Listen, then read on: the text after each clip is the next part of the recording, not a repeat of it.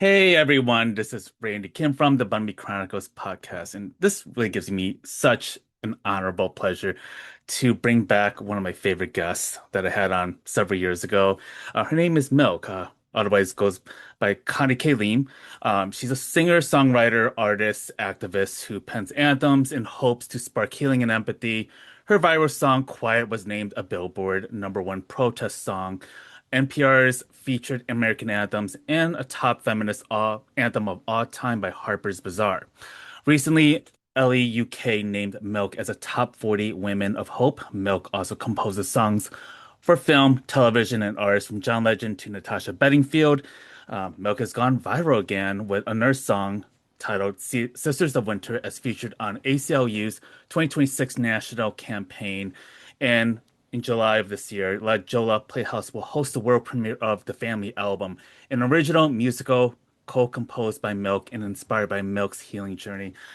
I gotta say, wow, talking about that last interview we did, that was in 2020. This one's in summer during the height of the George Floyd, Breonna Taylor murder. And I think I was only like several months, I think it was close to a year into my podcast at that time. And it was a very, very different time back then with COVID, the anti-Asian hate, and then, of course, what happened with the Black Lives Matter movement. I look back on this interview recently the other day for the first time in a long time, and we were talking about the experiences that we were dealing with politically and socially. And you had released an EP album at that time. You had performed on NPR's Tiny Desk for a second time. You were also a few years removed from your viral song, Quiet, which is now 10 years old. And since then, I know you've been keeping yourself very busy these days with the musical that you've been working on. And you have shared a lot about your own healing journey, whether it's on mental health, dealing with the chaotic environment that we are living in, and so forth. So, Milk, I gotta say that interview was really one of my favorite interviews that I go back to. And when I've given presentations, I would always play that surprise clip of you playing your one of your songs, which at that time, I'm not gonna lie to you, I was about ready to have a heart attack when you were performing because I wasn't sure if this was going to capture all the audio. I was like, oh my God, I don't know if I have the right equipment to capture it, but it captured it beautifully. And that was like one of the Woo! best things that ever happened. So thank you so much for Oh, coming on. I know you've been extremely busy, so I want to, be very considerate of your time here. thank you so much. Thanks for having me back. And I know we're all busy, so thank you for your time and always your enthusiasm and your passion. And yes, it's been quite a while since we've spoken. Just thinking about all that has transpired since 2020. We were so young and innocent then. Uh, yeah, it's good to be here. Yeah, and actually, congratulations on turning 40. Welcome to the decade. I turned 40 about 3 years ago now, Oh and my God, awesome. It's such a privilege. Like Mhm. it's so I was just telling one of my girlfriends that I now when I think about how I want to be in this world, the thing is like what kind of woman in her 40s do I want to be? Mm. It's a different vibe. I feel like I'm putting myself to different standards, but also doing it with more confidence and joy, and it comes from a place of abundance and strength versus Hmm. like fear and insecurity, you know? So it Hmm. feels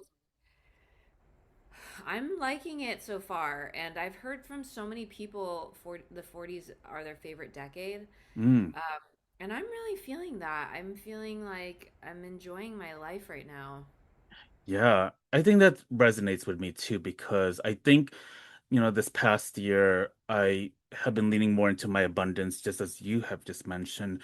And like the 40s that our parents lived through was a very different experience to what it is now. I mean, I think as millennials, we're kind of like navigating or having to rewrite the entire playbook because what we inherited is obsolete now, and how we take care of ourselves and what we vocalize, I think, has definitely played a part in how we, view getting older, especially now that we're in the position of providing guidance, which is a struggle for a lot of us millennials because we struggle with that. But I also want to say, without small little bias there that we're a very empathetic generation, because of what we've had to endure, for so long. And, it was been 10 years. And I remembered the song Quiet when I was watching on YouTube, like during the Women's March that you performed with a group of women.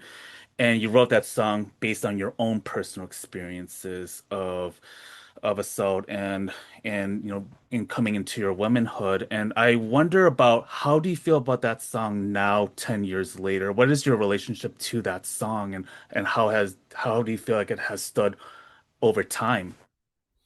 It's a great question. I feel like Quiet was when I wrote it in my late 20s.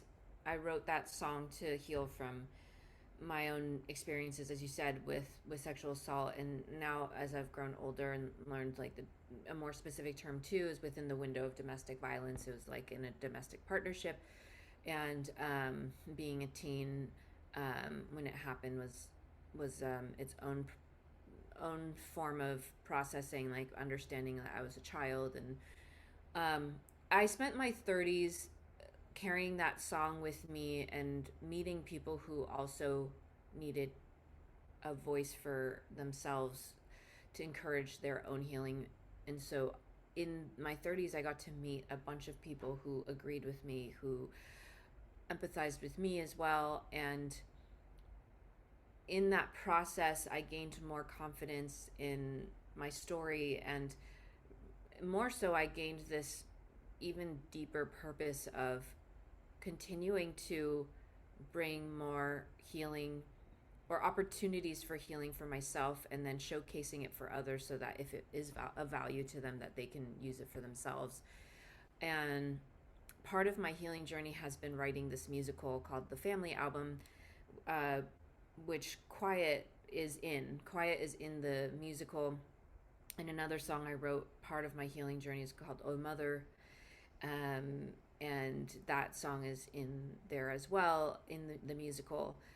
And I've been working on the musical from 2021 to now. So it's been a 5 year project, and we're mounting the musical on stage for this summer. The opening night is July 26th, and previews start July 13th to 26th. And if people don't know, previews actually, yeah, previews are a way for us to test what we're doing with an audience, but the audience knows that it's not finished. Like, we might make big changes. We might take Mm. it a song, add a scene, or and there might be big pauses because we're trying to figure out the routing of the actors backstage and the costumes and stuff like that. So it's kind of exciting. People can come watch that if they want. And then opening night is July 26th. And in the process of writing this musical, I was able to really hone in on each character within the family. There's the sister character that's inspired by my sister. It's not exactly my sister because my other co-writers have inserted their own stories of healing, so it's inspired by my family, but it's a whole new family now, if that makes sense. And being able to manifest these characters on stage and use these characters as ways to express even different parts of me with internally, um, and and also being able to spend more time empathizing with what my family must have felt when I was Mm. going through my experience as a child has really healed a lot of me. And so now when I look at Quiet, my relationship with it is from a place of gratitude. And it doesn't relate to like being in my 40s. It just feels like I'm looking at that song from a place of gratitude and abundance Mm. versus a place of like still processing a lot of the trauma. I think now the trauma has been largely processed. I'm sure there will be um, little nuances of processing as I get older, but now it feels like I feel more like in the mother mode, Mm. where I want to gift these lessons to other people who might find it relevant. So my job is to craft it in a way that feels most welcoming to others because I'm ready to be at that spot. So Mm. quiet really feels still the same, like it feels like a mantra and a prayer as it did when I was singing it through my 30s. And then now it feels like something I can offer as a tool for the next generation. Mhm. What do you feel has been, especially with working on this musical, what have you learned from taking this project on? Because it is a new venture for you. Was doing a musical, doing theater, something that was in the cards for you for a long time as well as when you were working as a recording artist? Because I know that you had done songs for like, for film and for TV shows in the past. So I'm curious about your own creative autonomy and being able to determine um the artistic direction for this project. I've learned a lot from this, from making a musical, because it is such a team effort. One of the scariest things, and if I had known what it really was, I probably wouldn't have done it. Embarked on this project as my first musical ever, but to mine my own trauma and life story for a first musical, and opening it up where I have co-writers so that I'm no longer in full creative control, because if I'm inviting in these other artists to come express themselves as well, it becomes a co-creation, and that was really really really hard. How am I going to relinquish the idea of these family members to become something new? And something that was really scary for me is like, what is my mom going to think about this, because this mom character isn't actually fully her, but it is based on some of her. And so it's a very scary thing. But I think that the healing that I've done with my family, I can't believe I'm saying this, but I feel confident that we'll be able to walk through this process, and that everyone will have Mhm. an understanding and compassionate approach, which is so awesome and beautiful. Um, Working with three other genius, hyper intelligent women on this project has taught me so much. So Sam Chance is the book writer, and then Adrian Gonzalez is my co-composer for the music, and Jess McLeod has done a lot of like overall storytelling, dramaturgy, like consulting with us, and she's also directing it. Working with three other forces of creativity has taught me the art of communication, the art of listening to myself when I'm like getting a little nervous about a disagreement, or something's coming up for me because reminding my trauma, I'm getting triggered, like, Mhm. and how to express that calmly, and how to embrace other people's opinions, and how to feel okay knowing that we may not be on the same page, and that it's been such a powerful form of healing for me, that my communication has just improved tremendously through this Mhm. art form. And making a musical was never uh, in my deck of cards. I always enjoyed musicals, and I was always in awe of how a musical is created, and I always thought like that's way too big of a feat. Like, I'm not going to be able to do something like that. But when we get under the hood, it's like it's totally possible, because there's a village of people doing it together. Um, and it just takes a patience, because musicals are a slow art form. When some people hear, who don't work on this art form, hear that it took 5 years to make this, they're like, holy crap, that sounds like a long time. That's actually considered a fast timeline. Mhm. um, so like having the patience and the faith and the discipline to continue returning to something and continue advocating for it has also been something that's been really life changing for me. It's taught me the value of patience in a different Mhm. way. Um, it's changed my life, that's for sure. And now I'm starting to work on other musicals. I like working on these really slow growing things that I can continue. It's like it's a garden. Like, I can't force this to be done quickly. It just Mhm. goes at its own pace. So I feel like I get to interact with the forces of nature more, and it feels spiritual to me, which I really love. Yeah, I'm looking forward to hearing all about it because I think this is so exciting for you to take a dive into this. Are you feeling any kind of like anxiety leading up to it, especially for the opening?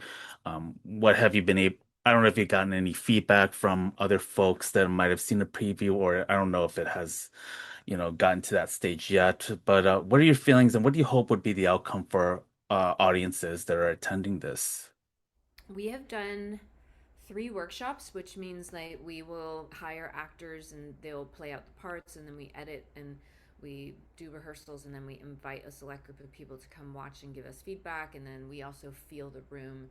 Something that's very amazing about musical theater is that there's really no way to theorize how it's going to feel until you just do it on stage with people in the audience, and then the answers come. So it's such a tactile and old school method of telling a story. I love it. Um, I think that we've been working on it for so long and we've really put so much work into it that I don't feel anxious. The most anxious I've felt was really about how my family will feel when they watch it, Hmm. because I do explore how my domestic violence and the experience was misunderstood in my family, and how that impacted me, and the importance of me reclaiming the story. And Mm-hmm. I've always asked myself, did I tell this story with care? This is my story to tell, but it also involves other people who are still here, still Hmm. alive. So how do I do that with as much respect without hiding and like making things vanilla? You know what I mean? It's like Hmm. such a Hmm. balance. So, um, I feel this. Oh, like the best way I can describe it. So, we had a reading, a workshop in November last year of 2025 in New York, and we at the end of the reading, we got a standing ovation, and I was sitting in the back, and I was like teary eyed, and I was like, "Oh my Hmm. gosh, we did it!" And like, "Oh my gosh, what have I done?" It's because it's like so honest and Hmm. so real. It's like really me putting everything out there. Hmm. Because Randy, when Quiet came out, I didn't have full control of what people perceived Quiet to be, because the media took it and made it whatever it was going to be. And I have no qualms with that, because I understand that media is a distortion. It can distort things. It was called the anti-Trump song. It was called the Me Too song. It was called all these different Hmm. things. But with this musical, I get to tell the actual genesis of where this came from. It came from an Asian American family struggling with things that get lost in translation. A young woman who is encountering domestic violence and doesn't even know that she's getting abused, that and she thinks it's her fault. Hmm. And we package it in this really quirky tone. There's a lot of playfulness. There's like a punk rock there's a punk rock cat band that yells obscenities to express her rage, because the main character doesn't know how to express her rage and dissent. And it's really playful in its ways, and we're really exploring what it means to to stay quiet, and what it means to break the silence. What's the cost of staying silent? What are the rewards of breaking that quietness? And we do it in the way that like was my the birth story for Quiet for me, and that feels really cool. Like it took a lot more work, but we've created a context where people can understand more where this song was coming from. Hmm. I really appreciate you sharing so much of this whole process for you and what that has been like. And, I think about the past 10 years and, the last time when we talked, we have seen so much change and what little has changed. Obviously, we're back to that same president last time we talked to now.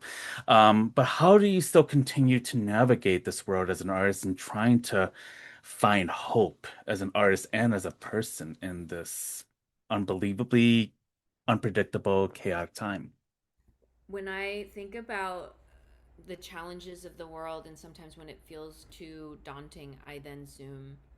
I try to play with the art of zooming in or zooming out. And I think it requires this time that we're living in requires us to really zoom out, and to look at a bigger timeline. And so I think about my ancestors a lot, my great grandmother and great grandfather who survived World War II in China, and my great grandfather was taken into a forced labor camp in China during the war, and then he was forced into opium addiction, and then my great grandmother had to raise her three daughters on her own, and not knowing where her husband was, and all that trauma, and then all of that getting passed down, and but regardless, still creating life, still making choices to help her daughters move forward.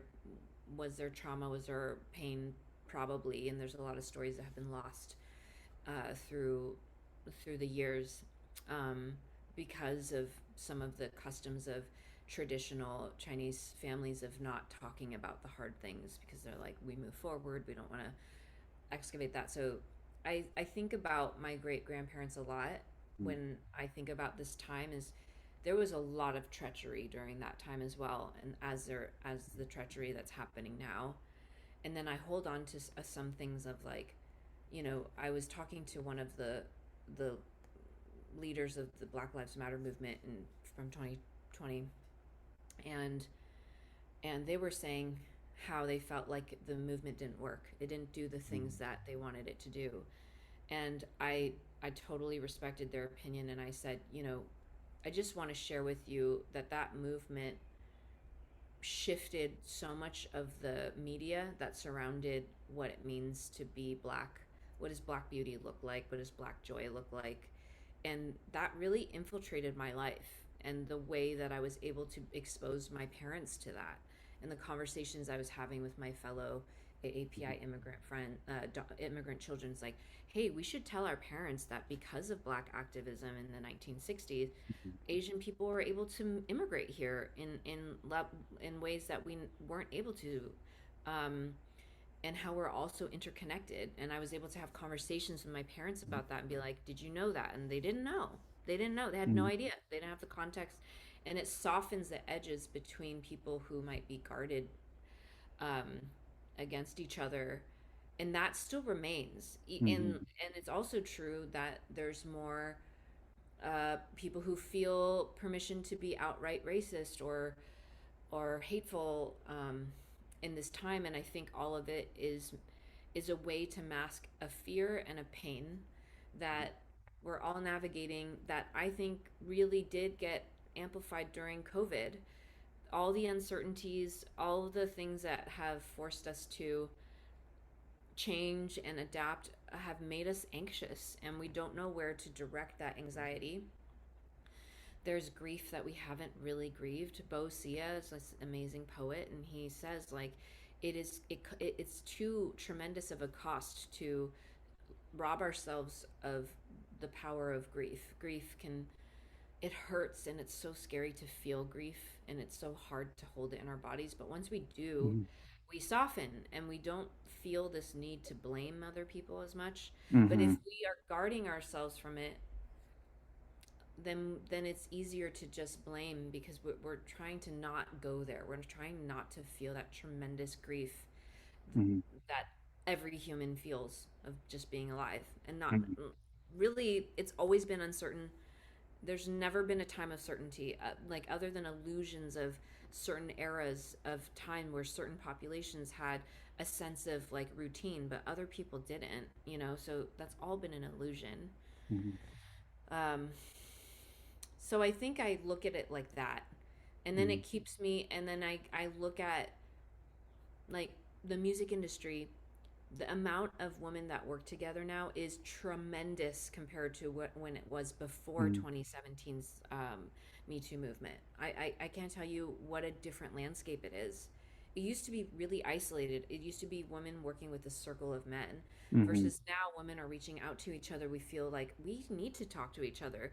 Like the myths of women being catty with each other, I'm sure that happens, like, but it's not the main narrative in the studios now. Like, we're daring to look at each other differently and question these stories that people tell us about ourselves. Like, women are catty, women are competitive. Like, all of that has shifted. Mhm. It's not like, it's slower though. It's slower than what we want. Mm, because at the same time now we're watching this horrendous attack on brown folks through the ICE attacks, and it feels so backwards, and it is mm, backwards, and it's painful, and it's terrible, and so that's also happening at the same time. So I don't know. mm.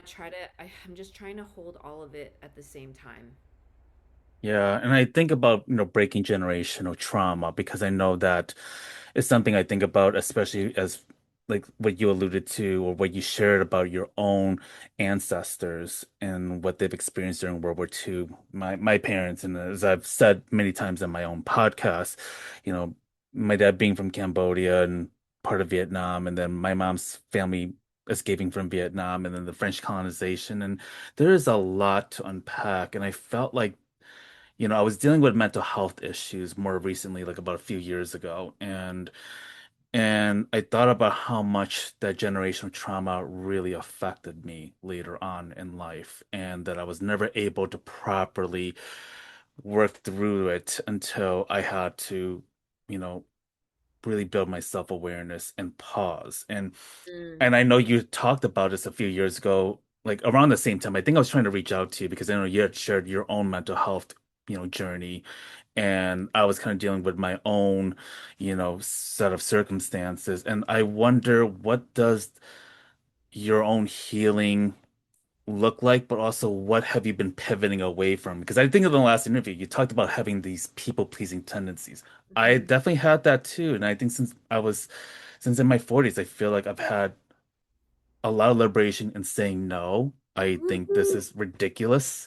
There's a joy of missing out or the relief of missing out. I think it's Yeah, now yeah, called Roma, which I feel like I don't need to be present for everything, right? yeah. And I feel like I wonder about what that has looked like in your own mental health journey and trying to understand your own traumas and how to have clarity and work through that. Thank you for sharing, your own journey with your mental health. I think, especially in the Asian diaspora, the conversations of mental health are still there's still there's still room for growth, and the fact that you're sharing that Mm, publicly is very important. As a I'm a sister to um, an Asian man. My brother's in his 30s, and I'm really proud of how he shares about his journey as well, mm, because it helps to normalize some of this stuff. And mm, um, I'd say that my journey of people pleasing is very much like yours, where I'm able to just care less, but care more at the same time. Like, I care so much about the wellness of humanity that I know I need to be well for that. And if I am compromising my wellness for short term successes of pleasing one person here and there, it's like it's not it's actually kind of, I'm veering off course and off focus. So that's how I've been viewing it, and I've been also asking myself, like, is what I'm telling myself true? I'm always asking myself, what the story that I'm telling myself. What are this, like, being aware of what the stories are that I tell myself. Asking myself, are they actually true? In the art of meditation, to grow the strength of my ability to notice myself and my patterns of thinking have really shaped me and have enabled me to be less anxious, be less fearful, so I can be more present. Because my journey, I think, is redefining what wealth is and success. And I think wealth and success for me means the ability to maximize amount of presence I can have in my life. So whatever it's going to take so that I can be fully here with you, or fully there with my niece, fully there with my nephew or my co-writers and stuff. What does that take? And it takes mm, millions of things to make like a feeling of presence happen. Has to feel like we have to understand we are enough. We have to understand that um, we are safe, and we have to understand, like, we've worked hard to be here. We deserve this. Like, all these thoughts have to fuel me in order to be able to be present here now, you know? mm. And I Yeah. spent like my 20s being not present with people because I Mm, was insecure and mm, worried and feeling like there's so much for me to prove and all that. And I just want to be I want to be able to love people more deeply and truly, because that's really where the joy is for me right now. Um, and so that means also making sure I fulfill my own dreams and wishes, and making sure I rest, and making sure I set boundaries and let go the people who don't understand, and wish them well, but not feel like I need to fix everything. I'm still working on that. Still Yeah. working on it, but it feels less difficult. So if anyone's listening and they're in their 20s and 30s, it's like, oh man, it does get better if we are privileged to Mhm. keep living and keep working on this. Yeah. Yeah, yeah, no, I think you hit it on the nail. And I think that I tell this to people in their 20s and 30s too. It's like it can get better when you build your self-awareness and when you start to learn to say no and push back and be like, okay, I don't think I have the capacity for this, and not feel this guilt or this like, oh, well, I shouldn't be taking up that much space, and realizing, well, I actually did this work. And I think that there's a lot of rewriting the narrative and disrupting harmful narratives that go along the way.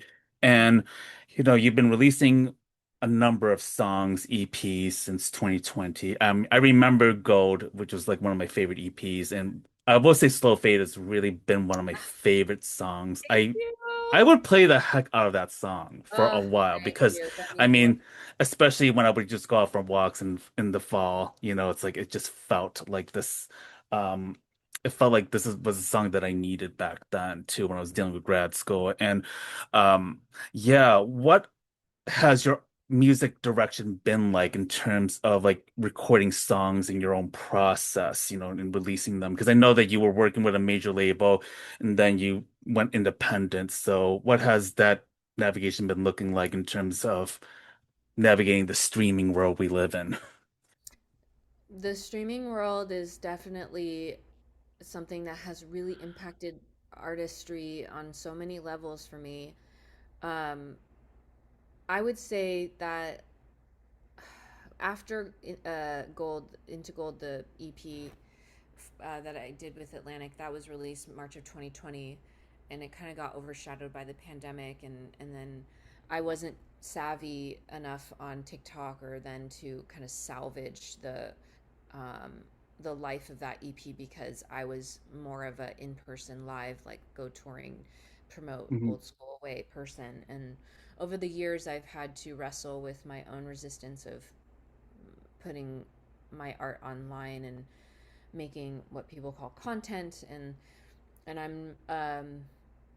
I think embracing the change and really going through like almost like an ego death, like getting over my own resistances and just surrendering to the times, um, and knowing that I'm stepping into something that is not fully healthy, but also has been something that's changed my life. Social media is the reason why I got signed to Atlantic Records, and Mhm. it's a way for me to reach people with an indie budget. And so I think that embracing social media has completely shifted my creative process, because the only way that I can justify posting stuff online like 4 times a week, that's like my max right now, is if I'm creating art that brings value to people. So I've been singing these hymns and these battle cries that are addressing the times, but in a way that can maybe soothe people's central nervous system. So Mhm. my music has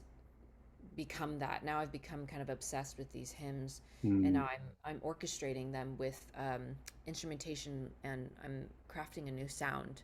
Wow. Um, so it feels like I'm just less precious with things now, because it's like, okay, just share hymns online, share hymns, and the ones that hit, okay, take those and create instrumentation. It's much more like interactive with my like supporters and what their feedback is, um, and also just like allowing myself to sing in real time in response to what's happening in the world. Um, I'm inspired by artists like Wells, and he's very, he's a different style than me in some ways, but his approach has always been like, if you go to his Instagram page, it's just like all yummy content, Mhm. for someone to take into their lives to improve their lives versus like having it be super promotional, if that makes Hmm. sense. Yeah. Do you do live performances on the road these days? I don't think you have, unless I'm I ha- mistaken. Mm-hmm. I have, but I haven't been doing like the traditional touring. I think that's Mm-hmm. gonna change because of this new sound I'm cooking Mm-hmm. up right now. I'm like, oh, this might like mean that I should tour because I think in this exploration since 2020 to now, I have been experimenting and writing songs and releasing, but it hasn't felt like there's been this like cohesive big picture thing that I want to invite people into. So I have been getting hired for events, like one-off events, weekend warrior events where I sing a few songs at other people's like galas or Mm-hmm. fundraisers or film festivals, and that's been such a gift because Mm-hmm. I get to meet new people and people appreciate my art for what it is, and I'm able to make a living. Um, Mm-hmm. um, but now with these hymns and this new like direction I'm headed, I feel like I am building a sonic world that I can invite people into. So I am kind of like, wow, this is crazy. I'm like 40 and I'm thinking of re entering the artist touring space. A lot of people are like thinking about exiting the touring space when they reach Mm-hmm. 40. And I was like, am I insane? I was like, probably. And I'll probably be super tired, but also I'll be totally motivated because I see that there's an actual vision that's worth me going and touring and asking people to buy tickets to like come into a world. Mm-hmm. But that's going to take me a little bit to build, and I need to focus on the musical for a second. But it's like it's coming to life. I can feel it. So more to come. Yeah, and I hope you come to Chicago because I'm dying for you to come out there, but I would Oh, love to. that's a good one. And my Yes. my dad and mom Chicago was where they immigrated to, Oh, so Chicago wow. has a special place in my heart. So yes, I will Oh, definitely have to come to Chicago. yes. Yeah. There's a lot of good venues there. There's a lot of good venues there to I perform at. So, yes, yes. yeah. I'll be your It's a hype great person city. for that. So I'll be I try to would grab love that, people. Randy. Yeah, let's team up. It'll be great. Absolutely. And I know before you get going, well, if you had to go back to yourself in 2020 when we had this conversation, what would you say to that person? Mm.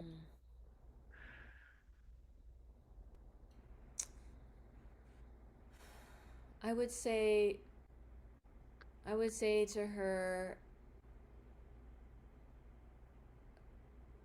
all will be well. Like all these instincts and confusions and anxieties you have, they're all valid and you're gonna find your way.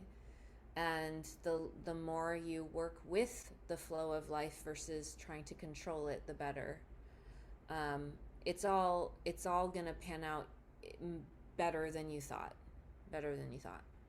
Awesome. And where can people find your work and anything that you can refer people to? And obviously buy tickets to the latest musical. Yeah, people can find. I'm very active on Instagram.